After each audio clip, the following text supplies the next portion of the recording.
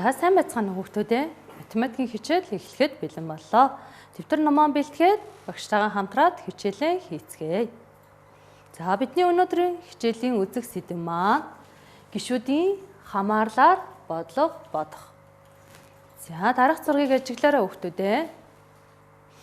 За бид гараа бохирдох бүрд нь угаах ёстой. Тэгвэл бид гараа угаахад юу хэрэгтэй вэ хүүхдүүдээ? Мэдээж савн хэрэгтэй. За тэгвэл бүгдээрээ савнгийн үнэ тооцоолоод бодлого бодъё. За бодлогыг уншаарай. Багш нь уншиж өгье. Нэг ширхэг савн 200 төгрөгийн үнэтэй. 1, 2, 3 ширхэг савн А бол тус бүр Д хэдэн төгрөг болох вэ? За багш нь загварчилж харуулъя. За 2000 эхлээд нэг ширхгийг авсан. За дараа нь 2 ширхгийг авсан. 2 ширхгийг авсан. Дараа нь 3 ширхгийг авсан.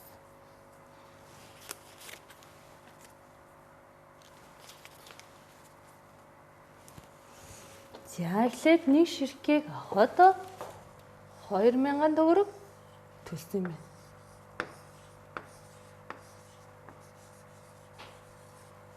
За тэгвэл 2 ширхгийг авахд хэдэн төгрөг төлсөн бол 4000 төгрөг төлсөн юм байна.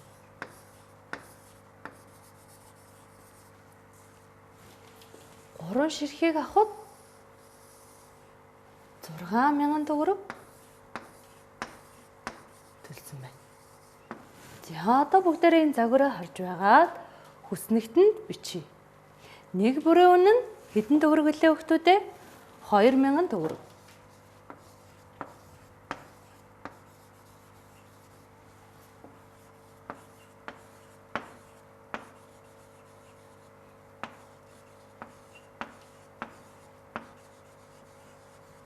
За тоо ширхэг нь болохоор эхлээд 1-ийг авсан.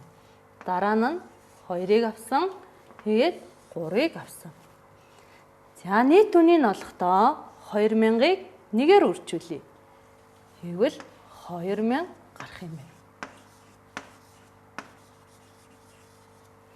За 2000-ыг 2-оор үржүүлье. 2 2-ийн 4-гээд 4000 гарах юм байна. За 2000-ыг 3-аар үржүүлвэл 2 3-ийн 6-гээд 6000 төгрөг гарна.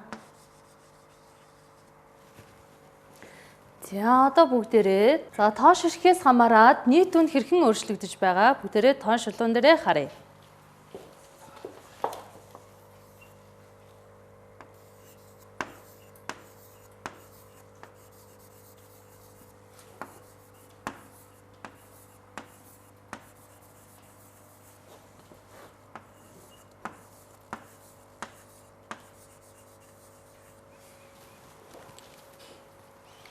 За эхлээд нэг ширхгийг авахд 2000 төгрөг төлсөн. За тэгвэл 2 ширхгийг авахд хэдэн төгрөг төллөө хүүхдүүдээ? 4000 төгрөг төлсөн. За тэгвэл 3 ширхгийг авахд 6000 төгрөг төлж байна. За тэгэхээр тоо ширхэг нь өсгөд нийт үнэ нь яасан байна хүүхдүүдээ? Дагаад өссөн байна. За нэг бүрийн үнэ тогтмол 2000 2000 гэд тоо ширхэг нь 1 2 3 гэд яг өссөн байна. Тэгвэл нийт үнэ нь тоо ширхгээс хамаарат мөн 2000 4000 6000 гэд өссөн байна. За бүгдээрээ энэ бодлогоо дахин нэг бодлогын жишээн дээр авч үзье. За дэлгэцэнд анхаарлаа хандуулад бодлогоо уншаарай. Хүүхдүүд 2500 төгрөг, 2000 төгрөг, 1500 төгрөгийн үнэтэй үзэгнээс тус бүр 3 ширхгийг авсан. Тус бүрд нь хэдэн төгрөг төлсөн бэ? За багш нь мөн загварчилж харуулъя. Бүгдээрээ дэвтэртээ загвараа зураарай. За багш нь загварчлахдаа дэвтрийн нүдээр дэвтрэнүүдтэй адилхан авсан байна.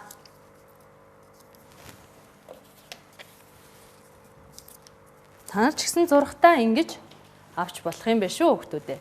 За энэ нь 2500 төгрөг.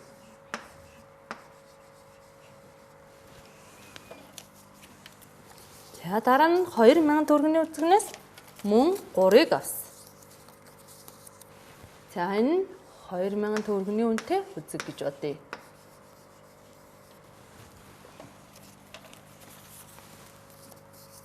За дараа нь 1500 төгрөгийн үнэтэй үзэгнээс мөн 3-ыг авсан байна. За үүнийг 1500 төгрөгийн үнэтэй үзэг гэж бодъё. За тэгвэл нийт 2500 төгрөгийн үнэтэй үзэгнээс 3-ыг авахдаа нийт хэдэн төгрөг төлснийг олъё. 2500 төгрөг. 2500-аа 3-аар үржүүлэх юм байна. За тэгээр үржүүлэхээр тэг гардаг учраас багш нь 3-аа 5-ын доо тавьж бодъё. 3 5-ын 15. 2 3-ын 6 7. 7500 төгрөг.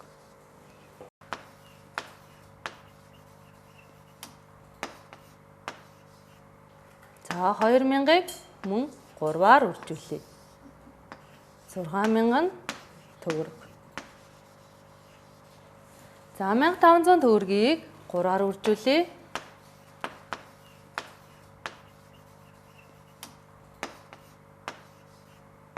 3 5-ын 15, 3 1-ийн 3 4. 4500 төгрөг гарсан байна.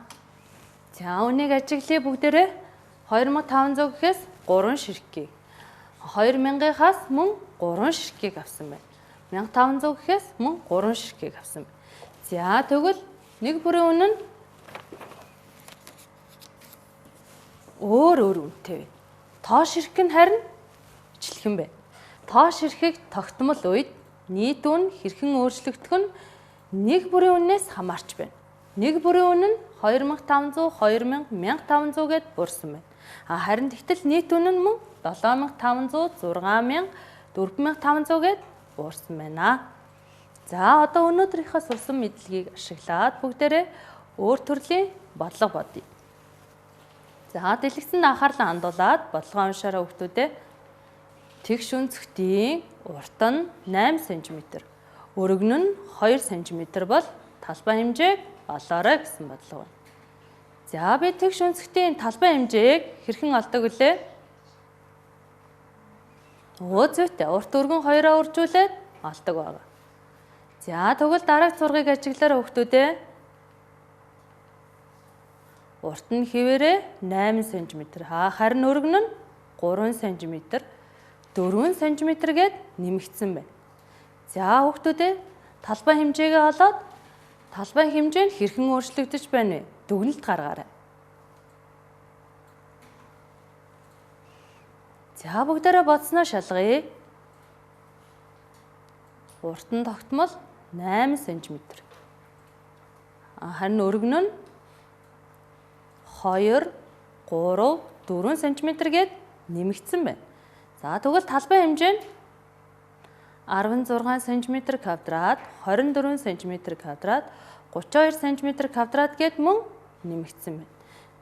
За тэгвэл энэ нь өргөнөөсөө хамаарч талбай хэмжээ нь нэмэгдсэн байна. За дахин нэг бодлого бодъё. 3 машин нэг газраас цагт 40 км, 50 км, 60 км хурдтайгаар 5 цаг явжээ. Машин тус бүр хэдэн километр зам явсан бэ? За бүгдээрээ мөн хүснэгтээ ашиглаад бодъё.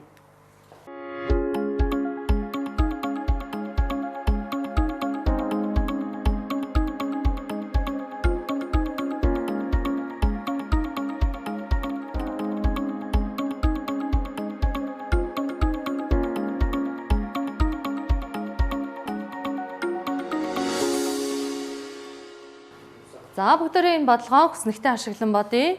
Хөдөлгөөний бодлого хурд, хугацаа, зам гэсэн 3 хэмжигдэхүүн байдаг.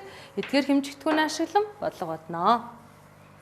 За эхний машин 40 км/цагийн хурдтай байсан дараагийн машин 50 км/цагийн хурдтай, дараагийнх нь 60 км/цагийн хурдтай байсан.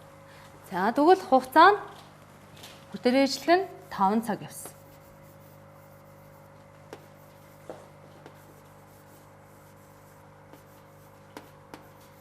Цаг явсан байна.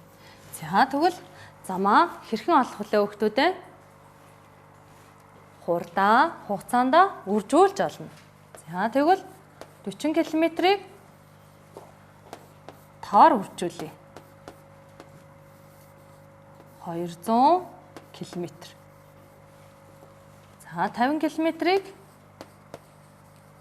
мөн 5 цаг явсан учраас 5-аараа үржүүлээд 250 км болсон байна. За 60 км мөн 5 цаг явсан учраас 5-аараа үржүүлээд 300 км болсон байна. За энд 200 км, энд 250 км, энэ 300 км гэсэн.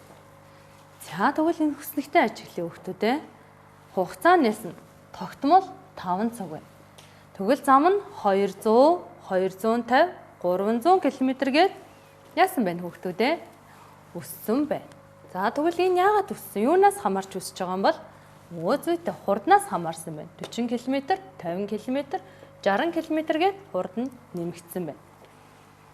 За бүгдээрээ дараагийнхаа бодлогыг бодъё. За 1 кг хаягдал цаасыг 200 төгрөгөөр авдаг.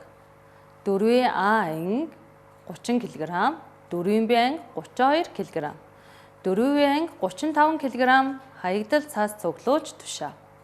Анги тус бүр хэдэн төгрөгтэй болсон бэ? За энийг бодохдоо 1 кг хаягдал цаасны үн 200 төгрөг. Цаасны хэмжээ 30, 32, 35 гээд өссөн байна. Тэгвэл нийт үн яах бол хүүхдүүдээ?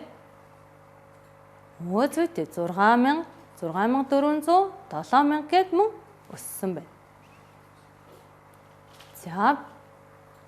За бид ингээд хогоо англин хаях юм бол хаягдал цаасаа дахин боловсруулж болох юм байна шүү хүүхдүүдээ. За дэлгэсэнд анхаарлаа хандуулаарай хүүхдүүдээ. Дараагийнхаа бодлогыг бодъё. Үржүүрийн утга ба үржигдэхүүн хоорондоо ямар хамааралтай байгааг ажиглаарай. За үржигдэхүүн нь 13, 14, 15 байна. За тэгтэл 2 дугаар үржигдэхүүн нь тогтмол байна. 10, 10. За тэгвэл үржүүрийн утгыг яаж олох вэ хүүхдүүдээ?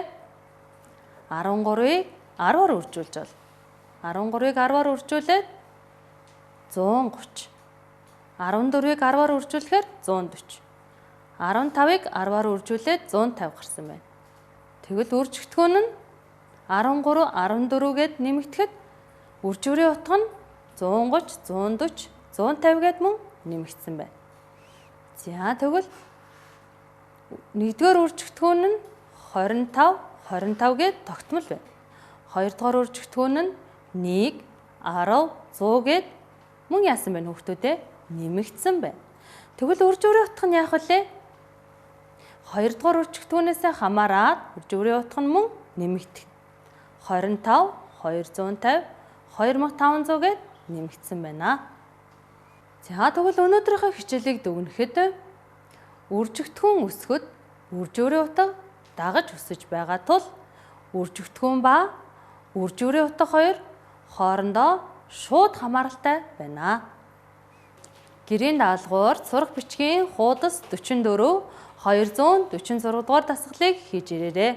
Хичээлд идэвхтэй оролцсонд баярлалаа. Дараагийн хичээлээр дахин уулзъя.